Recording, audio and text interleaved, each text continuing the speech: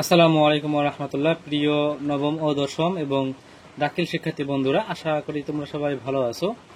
আজকে আমরা তোমাদের ইউনিট 11 লিসন 4 এর time you old gypsy man যে কবিতাটি রয়েছে সেই কবিতাটির অনুবাদ সহ ব্যাখ্যা সহ আজকে আমরা দেখব। তো time you old gypsy man অর্থ যে সময়, টাইম মানে সময়, ইউ ওল্ড তুমি বয়স্ক, জিপসি ম্যান মানে একটি যাযাবর। সময় তুমি কি একটি বয়স্ক যাযাবর। লিখেছেন র্যালফ হডসন। এই কবিতাটি প্রতিটি লাইনের অর্থ, উচ্চারণ, ব্যাখ্যা সহ দিব। তো প্রিয় শিক্ষার্থী বন্ধুরা, চলো আমরা ভিডিওটি দেখি। এখানে তোমাদের ইউনিট 11 লিসন 4 আর কবিতার নাম time you old gypsy man.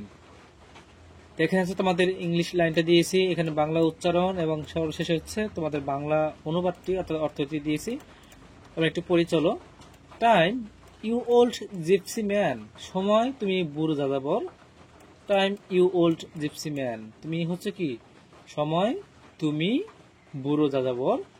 Will you not stay, তুমি কি একদিনও থাকতে পারো না, মানে স্টে তো কি থাকা, are you not, will you not stay, তুমি কি একদিনও থাকতে চাও না বা থাকো না। Put up your caravan, caravan একটি চালক, দেখা যাচ্ছে একটা ঘোড়ার গাড়ির মতন একটি বাহক, সেই বাহকের উদ্দেশ্য করে বলতেছে যে পুট আপ ইউর ক্যারাভান, তোমার এই রথটি বা তোমার যে গাড়িটি রয়েছে সেটাকে একটু দাঁড় করাও। মানে সময়কে বলতেছে, সময়কে কবি বলতেছে তোমার যে রথটি রয়েছে সেটাকে একটু দাঁড় করাও। জাস্ট ফর এ ডে, শুধু একদিনের জন্য। জাস্ট ফর এ ডে, শুধু একদিনের জন্য তোমার রথটি কি করো, দাঁড় করাও। কবি সময়কে বলতেছে তোমার রথটিকে একদিনের জন্য কি করো, দাঁড় করাও। All things I will give you, আমি তোমাকে সবকিছু দিয়ে দেব। Will you be my guest, তুমি কি আমার অতিথি হবে। তোমাকে আমি সবকিছু দিয়ে দিব এবং তুমি কি আমার অতিথি হবে। বেলস ফর ইউ জেনেট, তোমার গাধার জন্য কি আমি একটি উপহার দিব, মানে জেনেট মানে মালা, আমি একটি মালা জাতীয় একটি উপহার দিব। অফ সিলভার দ্য বেস্ট, অর্থাৎ সবচেয়ে প্রিয় একটি সিলভার কালারের একটি কি ঘন্টা, তোমার একটি সিলভার কালারের কি ঘন্টা বা মালা উপহার হিসেবে দিব। Goldsmiths shall with you, অর্থাৎ একটি যারা স্বর্ণ প্রস্তুতকারী যারা রয়েছে সেই স্বর্ণ প্রস্তুতকারীর কাছ থেকে এ গ্রেট গোল্ডেন রিং, একটি কি সোনালী আংটি উপহার হিসেবে কি তোমার জন্য তৈরি করব। পিকক্স শ্যাল বো টু ইউ, অর্থাৎ পিকক্স অর্থাৎ ময়ূররা শ্যাল বো টু ইউ, তোমাকে কি করবে, সম্মান বা শ্রদ্ধা জানাবে। লিটল বয়েস সিং, ছোট্ট ছেলেরা গান গাইবে। ওহ অ্যান্ড সুইট গার্লস উইল, মেয়েরা কি গান গাইবে। তো প্রিয় শিক্ষার্থী বন্ধুরা, এখানে বললো তোমার রথটিকে দাঁড়ালে জেনেট একটি ঘন্টা উপহার দিব। সেটা সবচেয়ে প্রিয় সিলভারের হতে পারে, অথবা গোল্ড, যারা গোল্ডের কাজ করে তাদের কাছ থেকে যে গোল্ডের রিং এনে দেওয়া হবে। এবং তুমি যদি রথটি দাঁড় করাও বা একটু অতিথি হিসেবে থাকো, সেক্ষেত্রে আমার যে ময়ূর রয়েছে তারা সম্মান শ্রদ্ধা জানাবে। ছোট্ট বালকরা বা মানে বালিকারা গান গাবে। তারপর ফেস্টন, ফেস্টন মানে সাজানো। ফেস্টন ইউ উইথ মে, এখানে মে বলতে মে একটি ফুলের নাম। হ্যাঁ, মে জাতীয় একটি ফুল আছে, মে ফুল দিয়ে কি তোমাকে সাজানো হবে। Time you old gypsy man, সময় তুমি বুড়ো যাযাবর। যাযাবর বলতে আমরা কি বুঝি, যাযাবর বলতে যার এক জায়গায় স্থান নেই, অর্থাৎ বিভিন্ন স্থানে বসবাস করে, যারা বেদে জাতীয় যারা রয়েছে বেশিরভাগ এরকম আর কি, এর থেকে বলা হয় যাযাবর। হোয়াই হ্যাস্টেন অ্যাওয়ে, হ্যাস্টেন মানে তাড়াহুড়া। সময় তুমি কেন এত তাড়াহুড়া করতেছো। লাস্ট উইক ইন ব্যাবিলন, গত সপ্তাহে তুমি ব্যাবিলনে ছিলে। লাস্ট নাইট ইন রোম, এবং গত রাতে তুমি রোমে ছিলে।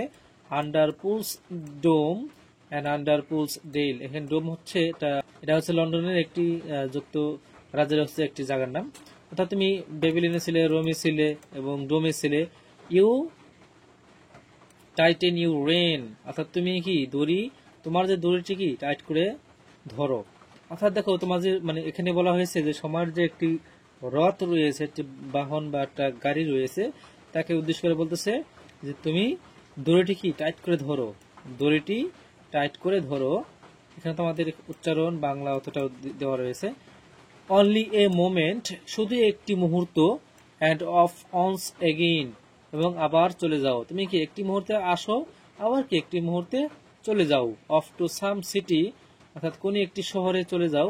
নাও blind in the womb of to another, ই ড্যাটস ইন দ্য টম্ব, অর্থাৎ তুমি কি একটি শহর থেকে আরেকটি শহরে চলে যাও। দেখা যায় এমন একটি শহরে চলে যাও, এখানে দেখো ওম মানে হচ্ছে, এখানে ওম বলতে বোঝানো হয়েছে যে একটি মায়ের কোলে যেরকম একটি শিশু জন্ম হয়, ঠিক একটি শহর যখন সৃষ্টি হয় তার এক মুহূর্ত, তো একটি নতুন শহর সৃষ্টি হয়। তুমি যখন এক শহর থেকে আরেক শহরে যাও, দেখা যায় যে শহর থেকে তুমি চলে গেছো, নতুন করে একটি শহর গড়তেছো, সেই শহরটি হচ্ছে নতুন করে গড়তেছে। আবার আনাদার আনাদার অন্য একটি শহর থেকে যেটা চলে গেছো পিছনে, হয়তো বা এমন একটি শহর যেটা কি দেখা যায় নতুন নতুন বিল্ডিং সৃষ্টি হচ্ছে, কিন্তু আরেকটি শহর ওই বিল্ডিং গুলো অনেক আগে তৈরি হয়ে গেছে, এখন সেগুলো কি ধ্বংসের পথে। সুতরাং একটি শহর থেকে তুমি আরেকটি শহরে চলে যাও। Time you old gypsy man, time you old gypsy man, সময় তুমি বুড়ো যাযাবর। উইল ইউ নট স্টে, তুমি কি একদিনও থাকতে চাও না। পুট আপ ইউর ক্যারাভ্যান, তোমার যে ক্যারাভ্যান রয়েছে, যে রথটি রয়েছে, সেটি নিয়ে কি তুমি একটি দিনও কি থাকতে চাও না। জাস্ট ফর এ ডে, শুধু একদিনের জন্য। তো প্রিয় শিক্ষার্থী বন্ধুরা, আশা করি তোমরা কবিতাটির যে বঙ্গানুবাদ এটা বুঝতে পেরেছো। এবার হচ্ছে আমরা যদি একটু এই কবিতা থেকে যদি একটু সারাংশটা পড়ে নেই, তাহলে আমাদের এই কবিতাটি মানে মনে রাখতে খুবই সহজ হবে। কবি সময়কে এক বৃদ্ধ যাযাবর বা ঘুরে বেড়ানো মানুষের সাথে তুলনা করেছেন। কাকে? সময়কে।